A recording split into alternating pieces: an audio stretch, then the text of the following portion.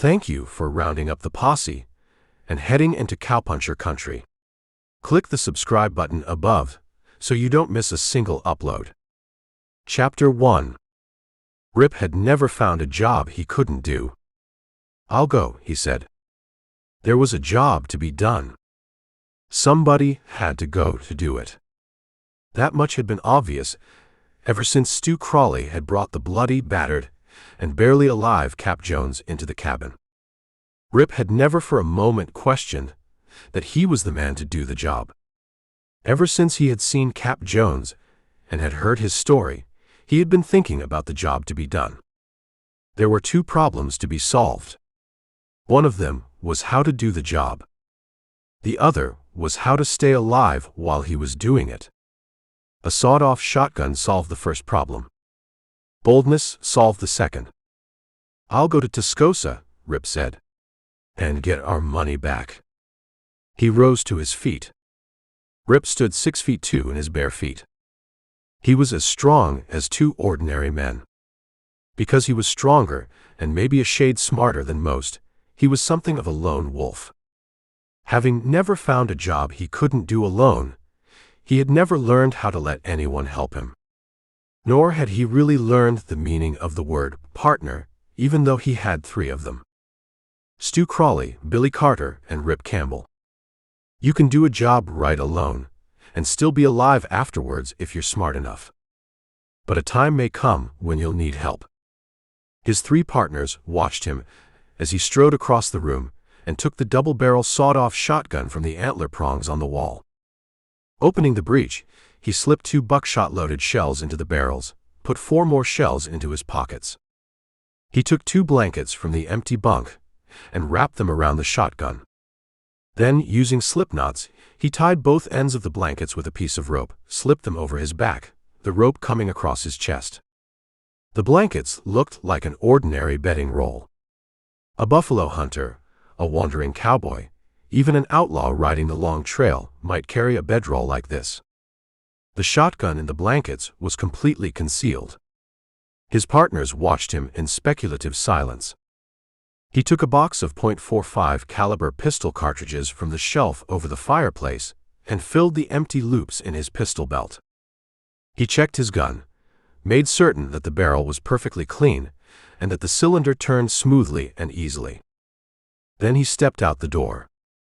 When he returned a few moments later, he was rubbing mud on the walnut grips of his pistol.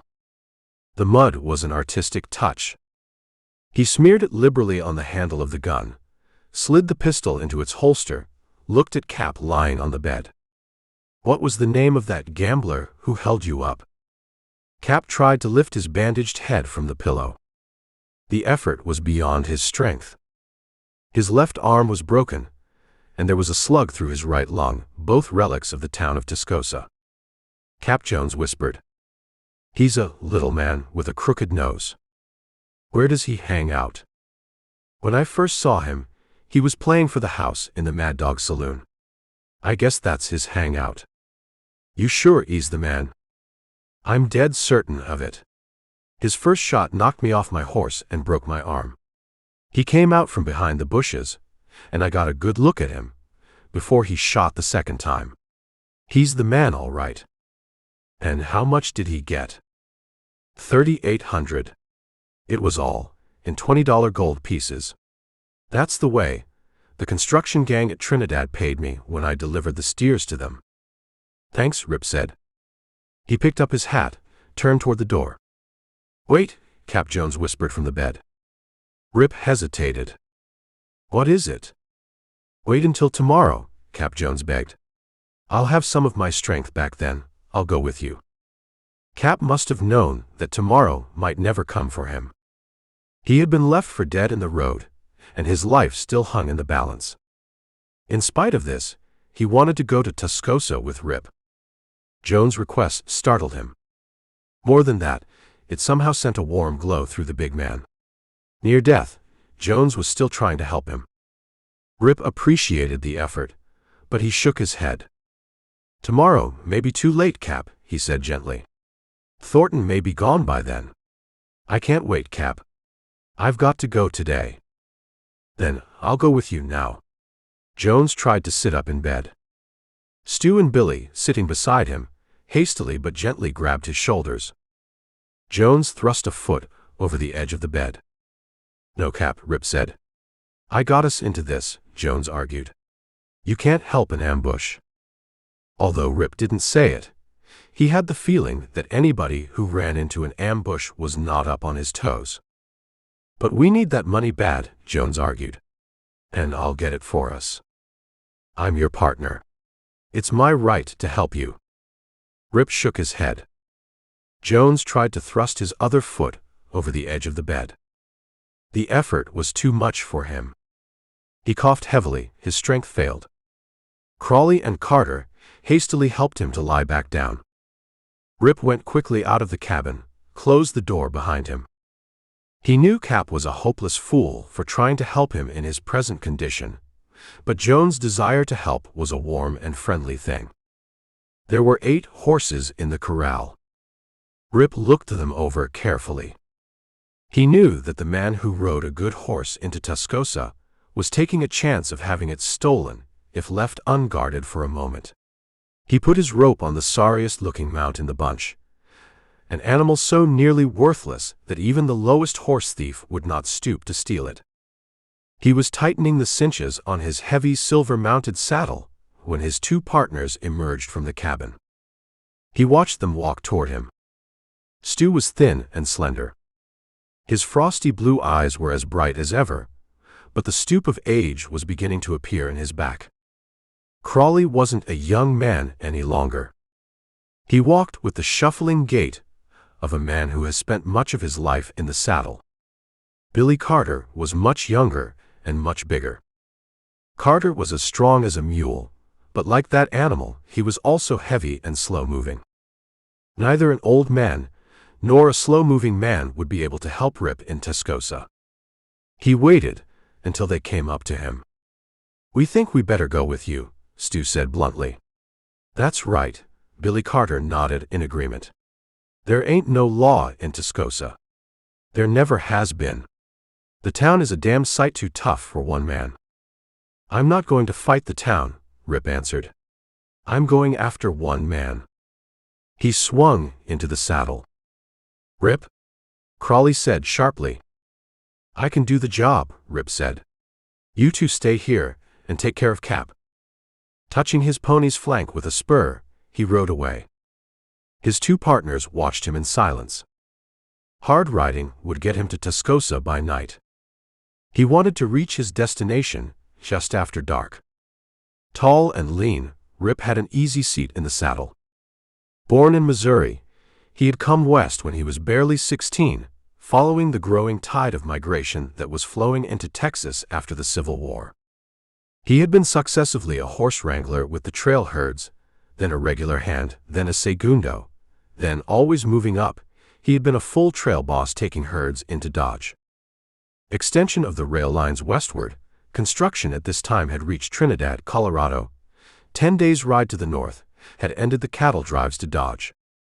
By the time this had happened, Rip was ready to quit the trail. He had discovered there wasn't much money to be made by working for the other fellow.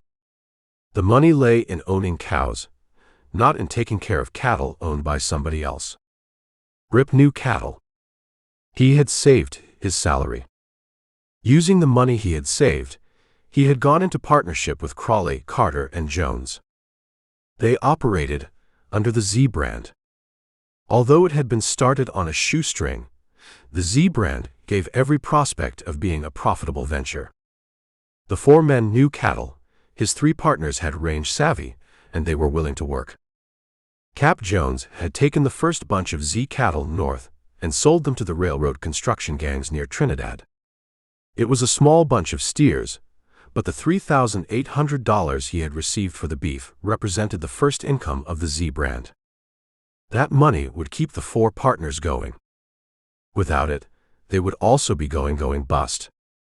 Rip rode northeast. He crossed the 2 enormous gashes in the plains, known as the Palo Duro. Deer and antelope were plentiful here. He saw them on every side. There were mustangs and mavericks here too, and an occasional buffalo, haunting a half-empty waterhole or loping lazily in play across an almost barren plain. The day of the buffalo, in this section of the Great Plains, was past. The buffalo hunters had thinned the huge shaggy animals to the point of virtual extinction. The buffalo hunters had moved farther west. Rip, like most ranchers and cowmen, had only contempt for the buffalo hunters. He regarded them as the off-scourges of civilization, and was glad that the majority of them had moved out of the country following the game. All of them, he knew, had not left. The worst of the lot, those too shiftless to hunt and too worthless to work, the dregs of the dregs, lived in or around Tascosa. Night was falling when Rip saw the town from the distance of about a mile. His horse clip-clopped down the main street in the gathering darkness. There was only one street in Tascosa, and it was more of a road than a street. The Mad Dog Saloon was a one-story log building on the right side of the street. Rip rode past without turning his head. He stopped in front of a ramshackle log structure that had the crudely lettered sign "Livery Stable" above the door. "I want my horse fed," he said to the surly proprietor. "That'll be $1 in advance," was the answer. Rip paid the $1. He led his horse into a stall and personally saw that the animal was fed before he sought food for himself. There was no restaurant in Tascosa. His own meal was 2 cans of sardines with cheese and crackers in the general store. Neither the owner of the livery stable nor the proprietor of the store asked him any questions. His name, where he had come from, and where he was going were his own business. Nobody in Tascosa asked a stranger his business. Such questions were not considered polite. Rip spent an hour munching crackers, sardines, and cheese, then went back to the livery stable where he had left his horse. He saddled and bridled the pony, rode down the main street, dismounted one door away from the Mad Dog Saloon. He used a slip noose to tie his horse to the hitching rack. A single jerk of the reins would free them. He chose not to tie his pony in front of the Mad Dog for 2 reasons. The first reason, a man mounting a horse in front of the saloon was an easy target for a shot through the 2 front windows of the place. The second reason for choosing this particular spot was an opening between 2 buildings. When he came out of the Mad Dog, he could spur his horse directly through the opening between the 2 buildings, and thus escape running down the main street where again he would be a target. He used a slipknot in the reins because he expected to mount in one hell of a hurry when he came out of the saloon. He checked the slipknots on his bedding roll, gave the whole roll a hitch so that it rode easily on his shoulders. He pushed open the door and entered the saloon. The bar was at the back. There was a side door at the right. To the left was a big cast-iron stove. The gambling tables were also to the left. 3 smoky coal oil lamps shed a wan illumination over the 15 to 20 persons present. When he entered the door, Rip had the instant attention of perhaps 2/3 of the men in the saloon. He was a stranger. These men were instantly wary of him. Here and there around the room, hands moved a little closer to holstered weapons. 2/3 of them either dodging the law or dodging personal enemies, he thought. The other third aren't much worried about strangers. He walked up to the bar. "Whiskey," he said. He turned to the group. "Be glad to have you gentlemen drink with me. Free whiskey." The bartender sang out. "Line up and name if you want it mixed or straight." It was an invitation that was seldom or never refused. With the exception of 5 men playing poker at one of the tables on the left, every person in the saloon lined up at the bar. Rip glanced at the card players. One of them was a rat-like little man with a crooked nose. Was this Thornton? He suspected it was, but he didn't know. Crooked Nose was smoking a cigar and studying the cards in his hands. Stacks of $20 gold pieces were lined up on the table in front of him. "Aren't the card players drinking?" Rip asked the bartender. "Sure, they're drinking," the bartender answered. "Thornton, what'll you and the boys have?" Crooked Nose looked up. He stared at Rip for a split second, then glanced back at his hand. "We'll have cigars instead," he said. Rip had found his man. The $20 gold pieces on the table in front of Crooked Nose showed he had found the money too. He hitched his betting roll to an easier position on his back. "Give me the box of cigars," he said to the bartender. "I'll take the gents their smokes." The bartender slid the box of cigars across the bar. Rip picked it up. Silence fell in the room. Most of the men in this place were on the dodge. Men on the dodge develop a keen sense of danger. Some of them sensed danger now. They didn't do it openly, but out of the corner of their eyes, they watched this big stranger who had come into the saloon. What they saw was a tired-looking but big cowpuncher with a betting roll slung across his back. He was walking across the room to deliver the cigars he had bought to the men he had bought them for. It was a polite thing to do. True, this big waddy had a gun on his hip, but so did every other man in the place except the bartender, and he had a gun under the bar. If Rip hadn't been carrying a gun, they would have known something was wrong with him. If he hadn't had a gun in sight, they would have suspected he had one hidden, and they would have looked closely to see where. But he had a gun in plain sight. They could even see the mud on the butt of his gun. Nobody who expected to use a gun would ever leave caked mud on the handle. Thornton glanced up when he saw Rip coming with the box of cigars. His hand went under the table, and his eyes narrowed. He looked this big stranger over very closely. He also saw the mud caked on the butt of the pistol. It was a reassuring sight, that mud. Rip set the box of cigars on the poker table. "Excuse me for interrupting your game," he said, "but help yourselves to some cigars." Two of the men reached immediately for the cigars. The man on Thornton's left hesitated, then accepted. Thornton eyed Rip. Crooked Nose had eyes that were half yellow and half green. Rip met the stare. "Have a cigar, friend," he urged. Thornton's hand slowly came out from under the table. Rip reached up to steady the betting roll. Thornton glanced at the box of cigars. He started to select one. Rip gently tugged at the rope on his betting roll. The knot gave. The blankets started to come loose. "Dang that knot," he muttered. "I'll bet I tie it this time so it stays tight." He lifted the betting roll over his shoulder. His hands went inside the blankets. His fingers closed around the butt of the shotgun. "Take all the cigars," he urged. "Then put 9 of those stacks of gold pieces into the empty cigar box." The tone of his voice jerked Thornton's eyes up to him. Crooked Nose found himself looking into the twin barrels of the shotgun. Rip stepped back from the table, placed himself so that his gun covered the men at the bar, the bartender, and the card players. "Don't anybody move," he ordered. "That goes especially for you, Thornton." In the Mad Dog Saloon, at that moment, no one showed any signs of wanting to do any moving. The men in this place knew guns. Rip had taken their knowledge into consideration when he chose the shotgun to hide in his betting roll. A pistol they would have respected. The Colt was a deadly weapon, all right.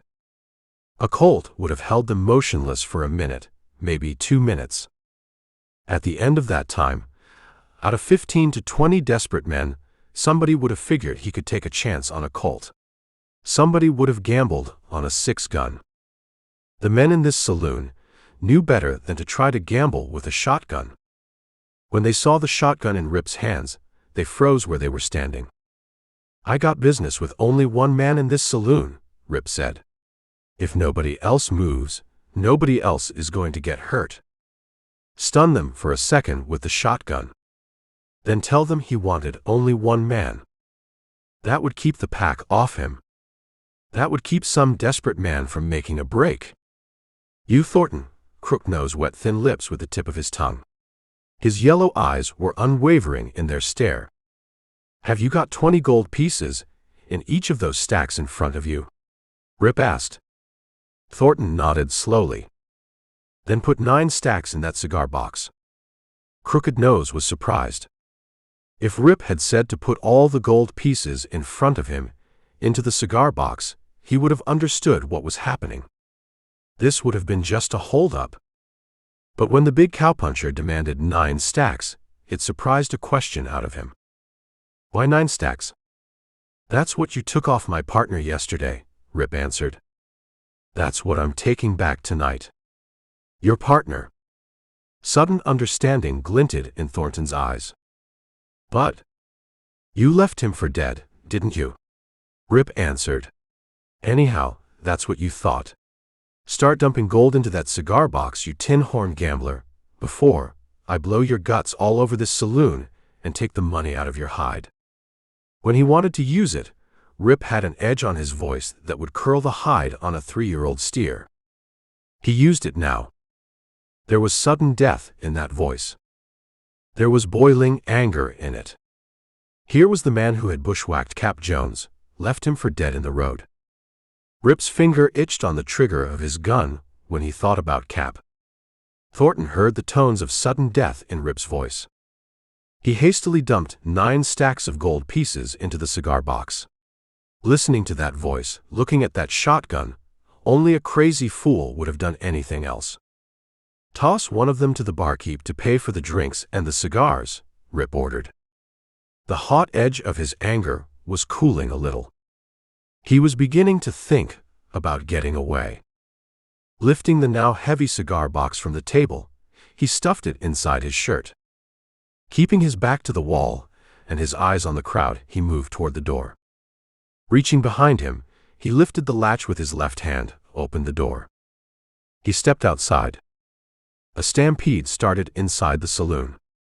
Get that bastard, he heard Thornton scream. He was ready for the stampede. He had anticipated what would happen the second he left the saloon. He stepped quickly to one of the front windows, lifted the shotgun to his shoulder. It roared heavily. Over the tinkle of falling glass came the sound of men hitting the floor. The stampede of moving feet stopped. Rip grinned. He had aimed high. The buckshot hadn't done any damage except to the window, but the rattle of the heavy slugs inside the saloon had stopped all activity. He turned, ran for his horse. He still hadn't found a job he couldn't do.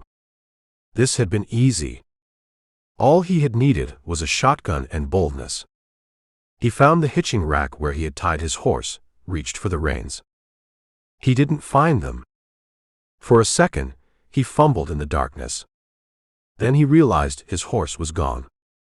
While he had been holding up the saloon, one of the thieves in Tascosa had stolen his horse. Who in the devil would steal that plug? The saddle. Damn me for a fool. I forgot my silver-mounted saddle.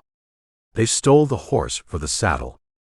Although he had deliberately chosen a horse that would not attract the eye of even a Tascosa horse thief, he had forgotten that his saddle was a valuable and expensive piece of riding equipment. He was so accustomed to using it that he had forgotten it was valuable in the eyes of other men. Rip was afoot in Tascosa. In that moment, possibly for the first time in his life, he realized that sometimes even the strongest, the bravest, and the smartest man may need help. If he had let either Sebastian or Carter come with him, they could have guarded the horses while he held up the saloon. They could have covered his retreat. If only. Carter and Sebastian were back at the Z Ranch, and he was alone in Tascosa. With a thud that rattled its hinges, the door of the Mad Dog Saloon was kicked open. In split seconds, Rip knew that men would be boiling out all the doors in the saloon. With a horse, he could have made a clean getaway. On foot. He ran between the 2 buildings. At the back end of the log structure, the ends of the logs made a kind of a ladder that an agile man could use to climb to the roof. Rip used that ladder. Hooking his heels in the wooden eaves trough, he lay flat on his back on the roof. On foot, he couldn't escape. All he could do was hide. Sometime during the night, If he could stay out of sight and stay alive, maybe he could get his hands on a horse. 15 minutes later, Ever's saloon in Tascosa had disgorged occupants out into the street. The story of how some lone hand had held up Thornton in the Mad Dog saloon had been told and retold. On the street, out in front of the building on top of which he was hiding, Rip could hear Thornton making a speech. No damned road agent can come into a community of peaceful, law-abiding citizens and pull a holdup like that, Thornton shouted. Thornton's statement that Tascosa was a community of peaceful, law-abiding citizens was so much hogwash. "I'll give half the money he stole as a reward to the man who captures him," Thornton continued. Two men passed along the side of the building where Rip was hiding. "Half the money, hell," one of them snorted. "If I can get my hands on that money, I'm heading west with all of it." "Me too," the second man answered. "Almost $4,000 that buzzard got. If I can get my sights on him." Hearing this conversation, Rip realized he had roused something hotter than a hornet's nest. Practically the whole population of Tascosa was hunting for him, not because they wanted to help Thornton get his money back, but because they wanted the money themselves. Why split a reward when they could have the whole take? Rip began to sweat. At least 100 men were looking for him, with what was to them the perfectly sound motive of shooting him for the cigar box of gold pieces he was carrying. At this point, he realized how big a job he had tackled. He heard horsemen ride out of town, lanterns bobbing around the back doors of the buildings in Tascosa. He wasn't much worried about the men who carried lanterns. They were just poking around in the general excitement, but they weren't really looking for him. You don't carry a lantern when you go looking for a man armed with a shotgun. It was the men who didn't carry lanterns, the men he heard slipping silently between the two buildings, the men who kept in the darkness and moved quietly, who scared him. They were the fellows who were out for business. Rip didn't like his position on the roof, even a little bit, but it was the best he could do for the time being. He heard something clink below him. He craned his neck but could see nothing. Off to the left, he saw 3 men near a building. One of them had a lantern, one of them had a Winchester, and the third had a long pole. He wondered what the pole was for. He soon found out. They were using the pole to poke under the building. They found a dog. Bang! Went the Winchester. The dog yelped, died in a flurry of kicking legs. The 3 men moved on to the next structure. Watching them, Rip was damned glad he hadn't crawled under a building. The clinking sound came again. It was right under him, but he couldn't see the source. He lifted his head and watched closely. He saw a $20 gold piece slip out from inside his shirt, bounce from the roof, and drop over the edge. The clinking sound came from the gold piece striking the edge of the roof. His profanity was none the less vicious because it was silent. He reached inside his shirt and hastily adjusted the cigar box so no more of the gold pieces would slide out. From the weight of the box, he decided he hadn't lost enough of the gold coins to make much difference. Anyhow, he wasn't greatly concerned about the fate of the money any longer. He was far more concerned about his hide. The men with lanterns came out of the back door of the building where he was hiding. They passed directly under him. "Hey, what's that?" one said. "By golly, it's a $20 gold piece." He heard the second answer. "Look, there's another one." There was a few minutes of silence while the 2 men searched for more golden coins. They found one more. "That's all of them, I guess." "Guess it is. Where do you suppose they came from?" "Where did they come from?" "That's easy. The buzzard that held up Thornton dropped them when he went by here." Silence again. Rip could almost hear the 2 men thinking. He was in a cold sweat. They had found the gold coins he had dropped. They were wondering how he had happened to drop them in this particular place. Sooner or later, they were going to think of looking up on the roof. Talking in a low tone of voice, they passed between the two buildings. Rip tried to hit the ground softly, but his boots thudded into the hard dirt, and the gold pieces in the cigar box rattled like a half-empty keg of nails dropping from a wagon. "What's that?" he heard a voice exclaim from the street in front of the building. Rip didn't run. He didn't dare run. He walked away in the darkness. Skin crawled all over his back as he walked. He felt like he was 15 feet tall, and as broad as a barn door, all of him a target. By the time the lanterns came around the corner of the saloon, he was lying flat in a patch of dry weeds 50 yards from the back end of the building, his heart pounding like a trip hammer. "That son of a gun was up on the roof," he heard a man shout. "Here's his tracks where he jumped off." Lanterns came bobbing from all directions. The three men with the pole left off their efforts and joined the crowd. They held a regular powwow. The sound of a stealthy footstep startled Rip. A man with a Sharps rifle walked within 10 feet of him, moving toward the crowd at the back end of the saloon. Rip had a wholesome respect for the Sharps rifle in the hands of a buffalo hunter. He lay in the patch of weeds and tried not to breathe. He considered slipping away into the darkness. He might get safely away. On the other hand, there might be another silent watcher out there in the night. Without knowing it, he might find himself in the sights of a Sharps and never know anything thereafter. The big guns, designed to stop a buffalo, tore a hell of a hole in a man. He didn't dare move, he decided. On the other hand, he didn't dare stay still. The crowd was breaking up. Lanterns were moving to the right and the left along the back ends of the buildings. At the far end of the street to the right, he could see 3 lanterns. "That buzzard can't be far away," he heard someone say. "And he's still got the money." The knowledge that the man they sought and the money was still somewhere in the vicinity intensified the search. High-heeled boots walked all around Rip. A lantern moved toward him. It was coming closer and closer. He watched it, an idea growing in his mind. The man with the lantern moved closer. Rip silently laid his shotgun down. He waited. The lantern passed within 5 feet of him. He rose to his feet, took 3 quick steps. His gun barrel smashed across the skull of the man. He grabbed the lantern before it hit the ground. The man who had been carrying the lantern never knew what hit him. He fell silently. To anyone watching, it looked like the lantern had bobbed a little. Maybe the man who was carrying it had stepped into a ditch and then stepped out. Swiftly, Rip traded hats with the man he had slugged. Nothing changed the appearance of a man so much as a different hat. Lantern in hand, he walked back toward the main street of Tascosa. Boldness must carry him to safety.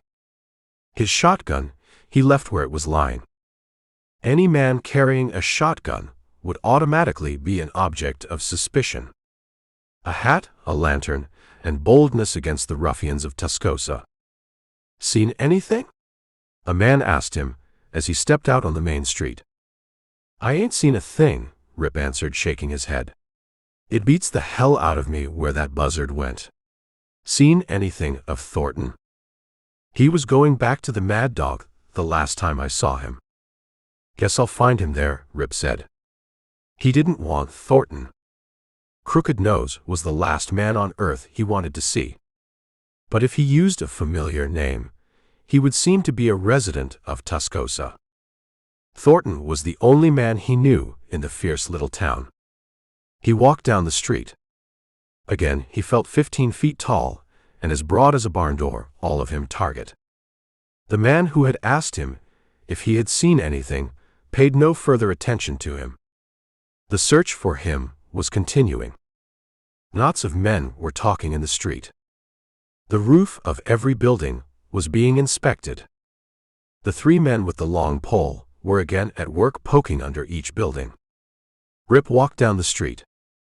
He was looking for a horse that did not seem to be too closely guarded.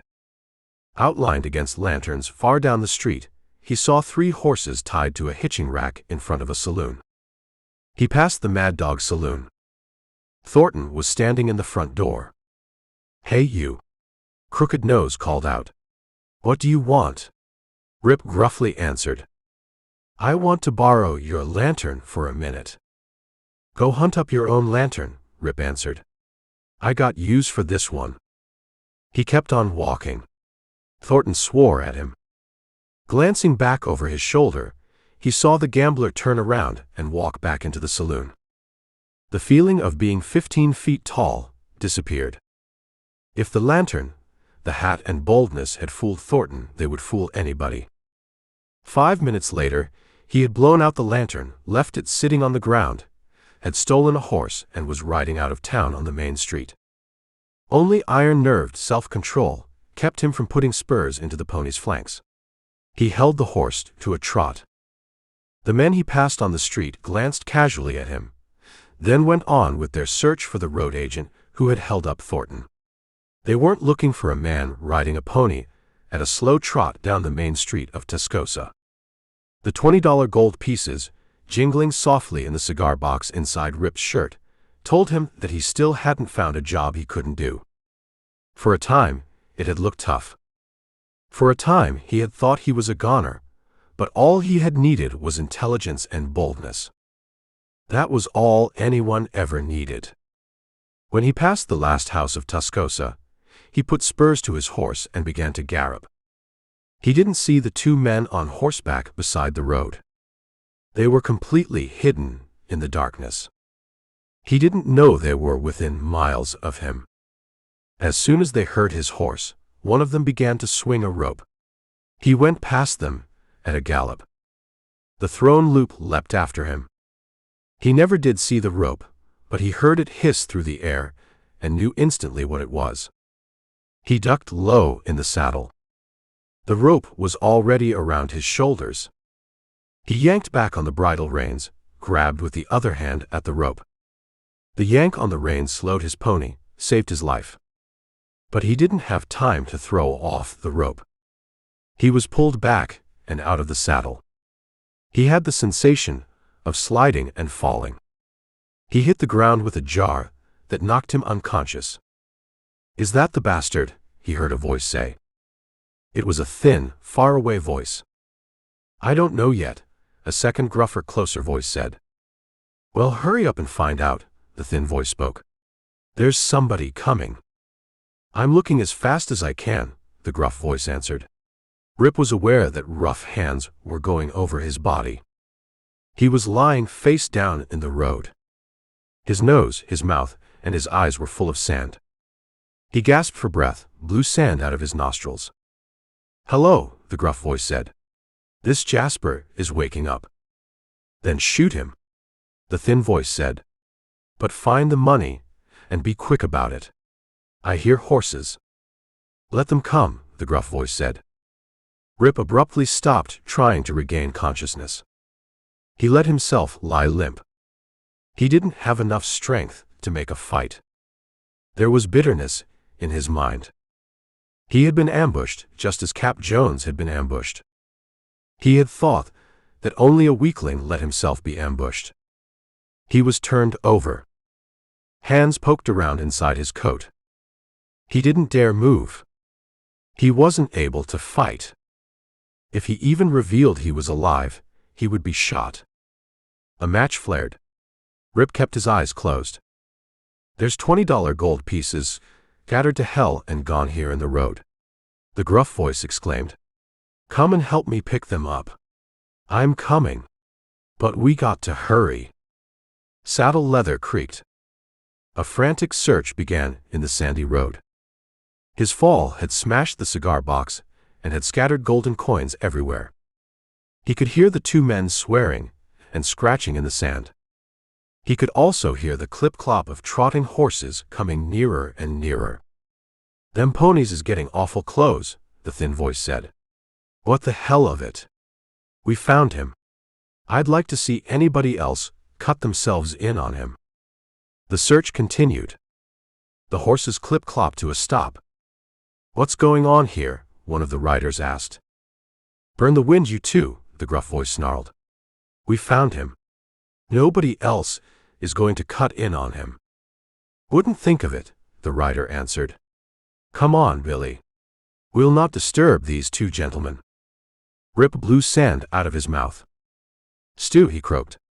Stew. The voice of the rider was the sweetest voice he had ever heard. It was the voice of Stu Crawley speaking to Billy Carter. His partners.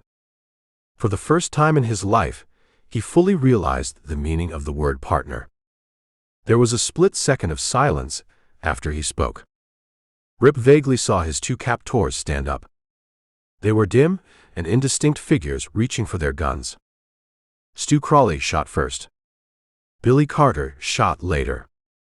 For the space of 30 seconds, Rip did not know whether he was going to be killed by a flying bullet or crushed by a plunging horse. He crawled toward the edge of the road. Bullets were thudding all around him. Crawley's and Carter's horses, frightened by the sudden thunder of guns, were trying to buck and to run at the same time. Carter was thrown. He fell heavily, but dragged himself to his knees and was looking for a target when the battle ended. It ended with one dead bandit sprawled in the road. The second bandit darted into the brush that lined the road. For minutes, Rip could hear him running. Then Carter and Crawley were kneeling beside him and were gently helping him to a sitting position. Where, he whispered, where did you two fellows come from? We talked it over and decided you might need help whether you knew it or not, Crawley said. I sure needed it, Rip answered. For him, this was the biggest admission he could possibly make. We stayed at the ranch as long as we could stand it, Carter said. Then we decided to come after you. After all, we're your partners. There was solid satisfaction in that word partner. Rip let the satisfaction flow through him. Somehow it soothed his jolted, sore, and aching body. Partners. Men who help each other, men who fight for each other if the need arises, men who share trouble and danger together. That was what the word meant. It was a grand word, one of the grandest words he had ever heard. The end. Do you like wild Western adventure? Can I send you a full-length novel free? Get your copy today. Rather, listen. I have over 30 wild Western audiobooks you can hear for free. Saddle up and click play today.